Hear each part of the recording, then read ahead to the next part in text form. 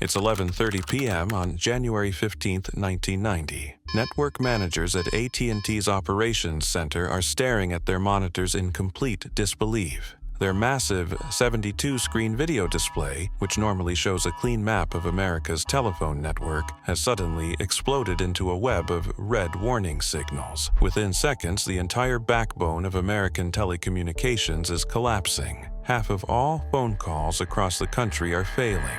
Airlines can't take reservations. Emergency services are overwhelmed. Credit card transactions are grinding to a halt, all because of a single line of code that nobody saw coming. This is the story of how one tiny software bug nearly brought down the entire internet before most people even knew what the internet was. And it's about to get a whole lot worse. The year 1990 feels like ancient history now, but back then, AT&T controlled the beating heart of America's communication system. Their network was a marvel of engineering, a sophisticated web of 114 massive, computer-operated switches scattered across the United States. Each one of these switches could handle up to 700,000 calls per hour. When you picked up your phone and dialed a number, these switches would instantly scan through 14 different possible routes to connect your call, working together in perfect harmony through something called Common Channel Signaling System Number 7. It was supposed to be bulletproof. The engineers had built redundancies into redundancies. If one switch failed, the others would seamlessly pick up the slack. The system had been tested, retested, and stress-tested beyond belief. What could possibly go wrong? Well, as it turns out, absolutely everything. The trouble started in early December 1989, when AT&T's technicians rolled out what seemed like a routine software update. The goal was simple: make the switches process messages faster. The code had been carefully reviewed by multiple teams of engineers. Every line had been scrutinized. The update was deployed across all 114 switches simultaneously, because that's how you ensure consistency across a massive network. For over a month, everything seemed fine. The network hummed along perfectly, processing millions of calls every day without a hitch. But deep inside the code, a digital time bomb was ticking. Here's where things get terrifying. The bug wasn't in some obscure corner of the software that rarely got used. It was embedded in a routine that every switch performed regularly, a simple self-diagnostic test. These tests were designed to keep the network healthy, running automatically to make sure everything was working properly. On that fateful January evening, the switch in New York City initiated one of these routine self-tests, but instead of completing normally, something went catastrophically wrong. The faulty code caused the switch to crash and immediately restart itself. In the world of telecommunications, when a switch crashes, it sends out a message to all the other switches in the network, essentially saying, "Hey, I'm going down. Route traffic around me." This is exactly what was supposed to happen. The other switches received the message and began rerouting calls away from New York. But here's the nightmare scenario nobody anticipated. Every single switch in the network was running the exact same faulty code. When the neighboring switches tried to process the rerouted traffic, they triggered the same bug that had just crashed New York. One by one, like dominoes falling in slow motion, each switch would crash, restart, and send out its own distress signal to the remaining healthy switches. Those switches would then attempt to handle the increased load, crash themselves, and the cycle would continue. Within minutes, what started as a single switch reset in New York City had cascaded across the entire continental United States. The network managers watched in horror as their sophisticated, redundant, bulletproof system tore itself apart from the inside. The irony was devastating. The very feature designed to make the network more reliable, the automatic failover system, had become the mechanism of its own destruction. Every safety net they had built was working perfectly, which is precisely why the entire system was failing. But this wasn't just about phone calls. By 1990, America's critical infrastructure was already deeply dependent on telecommunications. Airlines used AT&T's network for their reservation systems. Banks relied on it for credit card transactions. Emergency services needed it to coordinate responses. When the phone network went down, entire sectors of the economy went down with it. At hospitals across the country, doctors couldn't reach specialists for consultations. Police departments lost contact contact with officers in the field. Fire stations couldn't coordinate with ambulances. The ripple effects were immediate and terrifying, offering the world its first glimpse of how fragile our connected society really was. The engineers at AT&T were facing a problem unlike anything they'd ever seen. Traditional troubleshooting techniques were useless because the system wouldn't stay stable long enough to diagnose the issue. Every time they thought they had identified the problem switch, 3 more would crash. It was like trying to perform surgery on a patient who kept having seizures. For 9 agonizing hours, some of the brightest minds in telecommunications worked frantically to stabilize the network. They tried isolating switches, rolling back software, and manually overriding automatic systems. Nothing worked. The bug had turned their own network against them, and every attempt to fix it only seemed to make things worse. Finally, at 11:30 p.m., network traffic had dropped low enough that the cascade effect stopped. The surviving switches were able to stabilize, and slowly, painfully, AT&T began bringing the network back online, but the damage was done. AT&T alone had lost over $60 million in failed calls. The total economic impact, including all the businesses that relied on the phone network, was impossible to calculate. This wasn't supposed to happen. In 1990, the idea that a single software bug could bring down critical infrastructure seemed like science fiction, but AT&T's network collapse was just the beginning. It was a preview of a much more connected, much more vulnerable world that was coming fast. Because while AT&T was picking up the pieces from their telecommunications disaster, something else was quietly growing in computer labs and universities around the world. A network of networks that would eventually become the backbone of human civilization. And in just 2 years, this fledgling internet would face its own catastrophic bug, one that would make AT&T's troubles look like a minor inconvenience. The date was November 2nd, 1988, and Robert Morris was sitting in his dorm room at Cornell University, staring at a computer screen that was about to change the world forever. He was a graduate student,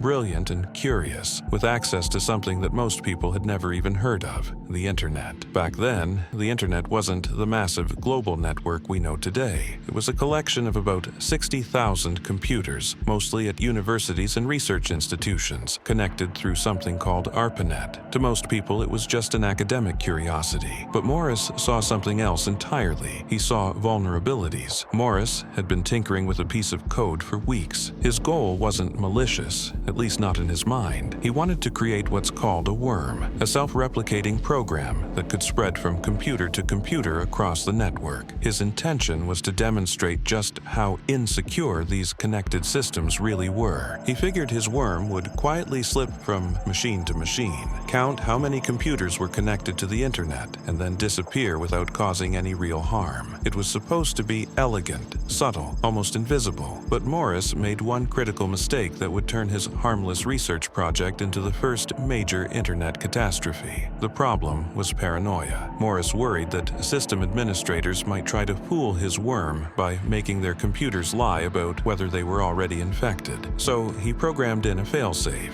Even if a computer claimed it was already infected, the worm would ignore that response 14% of the time and copy itself anyway. That single decision, that one line of code designed to make his worm more thorough, was about to bring the entire internet to its knees. On that November evening, Morris released his creation from a computer at MIT, not Cornell, to avoid being traced. The worm began its journey across the network, hopping from machine to machine exactly as planned. At first, everything seemed to be working perfectly. The worm was spreading, but quietly, almost invisibly. But then something horrifying began to happen. The worm wasn't just copying itself once per computer. Because of that 14% override Morris had programmed in, multiple copies were piling up on the same machines, and each copy was trying to spread to other computers, creating more copies, which created more copies, in an exponential explosion that Morris never saw coming. Within hours, computers across the internet were grinding to a halt. The worm was consuming so much processing power and memory that legitimate programs couldn't run. Universities found their entire computer networks frozen. Research projects that had been running for months were suddenly inaccessible. Email systems crashed. File transfers stopped midstream. But this wasn't just about inconvenience. By 1988, critical infrastructure was already beginning to depend on these early internet connections. Weather forecasting systems went offline. Military research networks became inaccessible. NASA lost contact with some of its monitoring systems. The most terrifying part was how fast it spread. Within 24 hours, an estimated 6,000 computers had been infected. That was roughly 10% of the entire internet, crippled by a single graduate student's coding error. System administrators across the country were in full panic mode. They had never seen anything like this before. The concept of a computer virus spreading across networks was still largely theoretical. Most of these administrators had no protocols for dealing with a network-wide infection because nobody had ever imagined it could happen. The response was brutal